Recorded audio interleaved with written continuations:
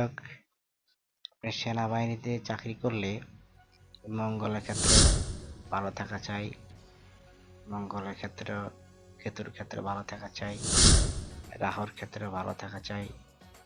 তবে মনে রাখবেন বৃহস্পতির ক্ষেত্রেও ভালো থাকা চাই। অবশ্যই আপনি রবির আঙ্গুল এইভাবে থাকতে হবে, তাহলে আপনি যত নিচের দিকে নামবে ততই সম্ভাবনা থাকবে সেনাবাহিনী, নৌবাহিনী, মিলিটারি এই সমস্ত সরকারি চাকরি পাওয়ার জন্য। তাহলে মঙ্গলে কোনো দাগ চিহ্ন তিল যাতে না থাকে। রাহুর ক্ষেত্রে যে কোনো দাগ এদিকে গেলে হবে, সমস্যা নাই, কিন্তু শুভ থাকতে হবে। এই 2-3টা গ্রহ ভালো থাকলে আপনি পুলিশ, মিলিটারি, আর্মি যে কোনো চাকরি করতে পারেন বা চাকরি হয়ে যাবে। আসসালামু আলাইকুম। শেষ।